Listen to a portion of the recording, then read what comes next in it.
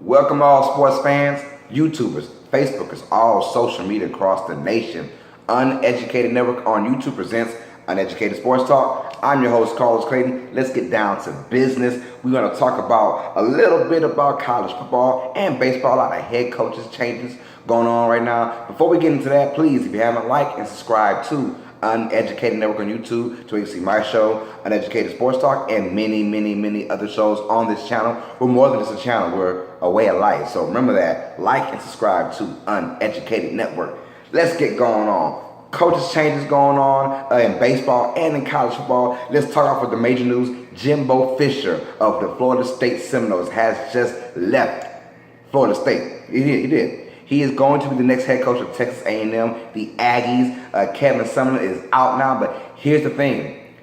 10 years, $75 million. That is crazy. He is the highest paid coach. When you're talking about highest paid overall, not highest paid yearly. Right now, that's Nick Saban at $11.1 million. But Jimbo Fisher is now the highest paid coach, basically making $7.5 million per year. And this is the way college football is. You get these guys or this head coach who's just recruiting his butt off and getting all these kids to come in, and he's giving these kids promises. And he's telling them, hey, I'm gonna, we're gonna do this and do that and do this, and I want you to be a part of this program because of, whatever. Now, that Jimbo Fisher, this isn't like, one of those low tier schools that has a great coach, then decides to, like Chris Peterman, Boise State. It was Boise State, but you knew eventually he was going to leave Boise State and go to a top program. You just knew that was going to happen. Now, this one kind of baffles me. Why leave Florida State? You had one bad year because your quarterback was hurt at the start of the season, and now you're ready to go. Don't get it twisted. I mean, money is nice, but he was still getting paid $6 million, $5.5 million per year to be at Florida State. Somewhere he was comfortable in, but money is the root of all evil, and we know that, and he just dodged. And those kids who signed on because they wanted to play for him, now they feel bad, they feel betrayed, and I mean, that's understandable. I know that, that's how the game goes, but at the same time, he has a family to feed, and you want to, stay getting rich, and I can't really blame him on that as well. But my thing is, when you're getting paid that kind of money, and you're in this dominant program Florida State is, they ruled the ACC over the last 30 years. I mean, they're the top tier team still. Right now, it's Clemson taking over, but still, Florida State is still a big name. So I didn't get the move to Texas A&M. One, it's a harder conference, in my opinion, if you're talking about facing Alabama and Georgia and Auburn every year. Good luck with that. Oh, by the way, LSU too. But the money, I guess it's all about the money. And that's a lot of money, $2 million extra per year. To buy him out they gave him $10 million to buy him out. Kevin Sumner, look, he did what he could do for Texas A&M. He did what he could do. He had that magical year with Johnny Manziel. It's sad to see him go, but at the same time, Texas A&M has been struggling. But it's not his fault. It's just the players they have. I mean, yes, you recruit those players, but at the same time, you're still in the SEC. And he did a good job. And Kevin Sumner will go ahead and find a new job somewhere, whether it be a head coach or assistant coach. Somewhere, he's still a good coach. He got bought out of his contract as well. I think over, I believe, $7 million, something like that. Was his buyout? Maybe 10. I'm not sure. But he's bought out too, so good luck with him. But Fisher moving from that program to Texas A&M, that's a big difference. If anything, when it comes down to the prestige level, he went down lower. But money-wise, $2 million per year extra, and it's 10 years, so you'll be there just chilling. 10 years, $75 million, so you cannot blame him. Now, he's a very good coach. After replacing Bobby Bowden, who's a legendary coach, he did a good job bringing him to the national championship with Jameis Winston in 2013. So he did his part, and I like him as a head coach. He's going to do a good job in Texas A&M. He's a great recruiter, so he's going to be on his grind over there. And Texas is already a deep state full of really good football high school players who are looking to start over and go to looking to start a new program. Texas A&M, you add in Jimbo Fisher, now you got something cooking. So Texas A&M might be somewhere looking pretty good next couple of years. We'll see.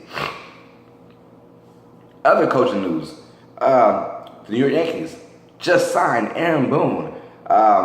Joe Girardi is out. Joe Girardi decided he didn't want to coach anymore, and sometimes you just, it happens. You don't want to coach anymore, and I can't blame anybody that don't want to coach. Sometimes the urge is gone, the drive is gone, and Joe Girardi said he was out.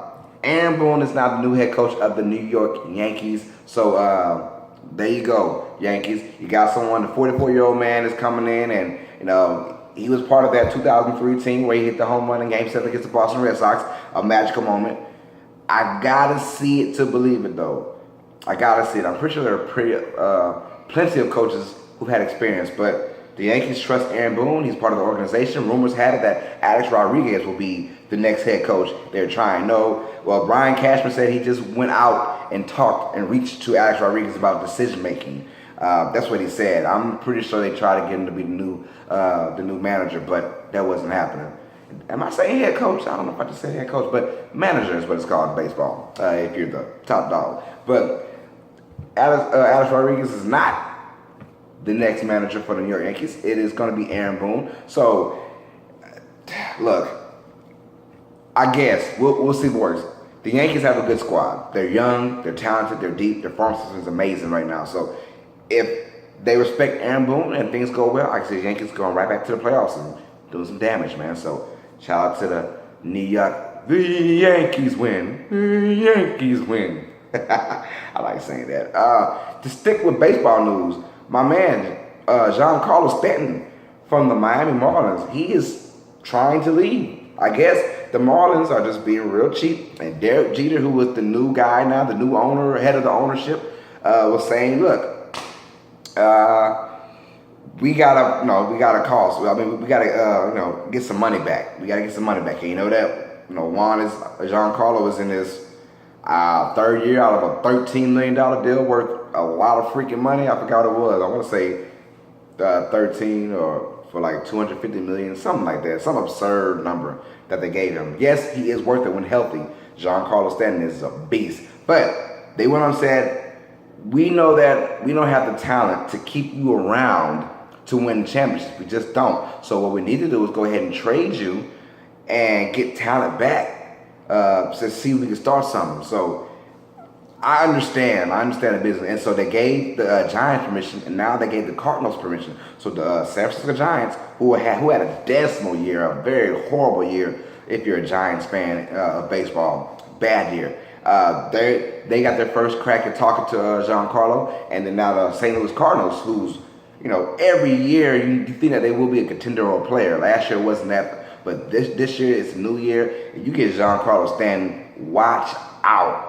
Whoever gets him is going to have a monster to deal with, and thank God that he's on their squad and not on the other side. Giancarlo is going to be a difference maker for whatever team he is on.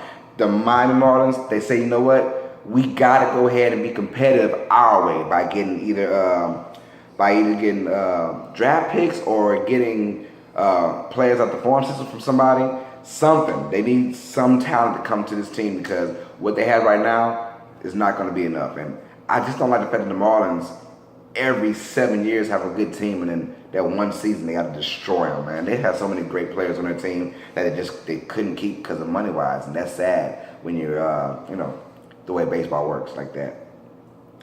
So Giancarlo is going to be a difference maker, man. So I'm very eager to see what he can bring to a Cardinals team or a Giants team or any team, especially a contender. If you're a contender and you got Giancarlo Stanton, oh my God, here we go. So best of luck. On the football news, Josh Gordon, he is back, ladies and gentlemen. Yes, if you don't know about him, I know you do know about his weed habits, right?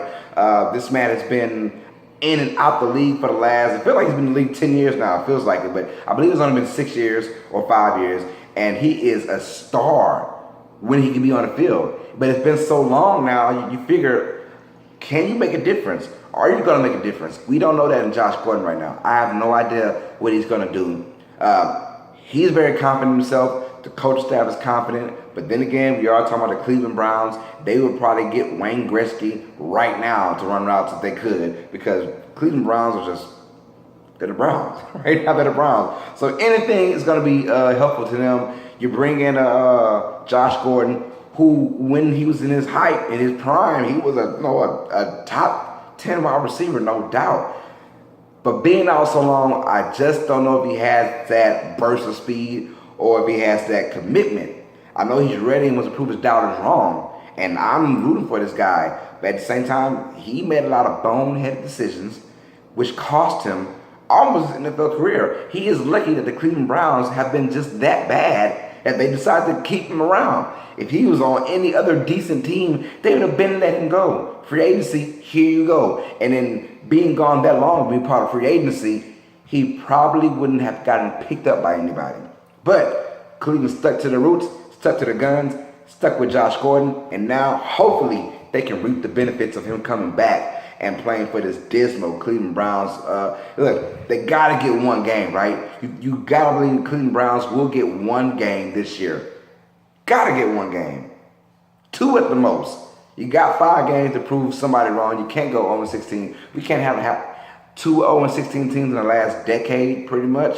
I think Detroit was 0-6 and 0-16 in 07 or 08.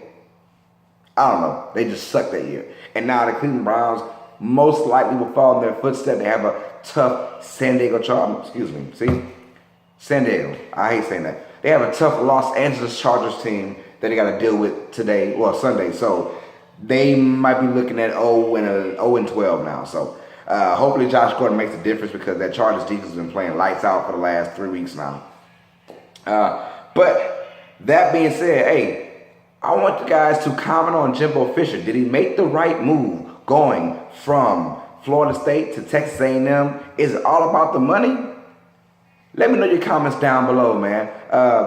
So please like and subscribe, comment, and share everything to Uneducated Network on YouTube, to where you can see my show, Uneducated Sports Talk. You can see Craig Turtles Jones, So You Think You Know Sports. You can see Sheldon Woods, Gaming Uneducated, if you're a fan of gamings. Also, Chris Lambert, he is the host of Uneducated Star Wars Talk. If you like Star Wars Talk, he's the man to talk to or listen to. And In the Paper Red, it's our basketball show with my boy Devontae Roan, a.k.a. Red. All that and many, many more coming. So please like and subscribe to Uneducated Network.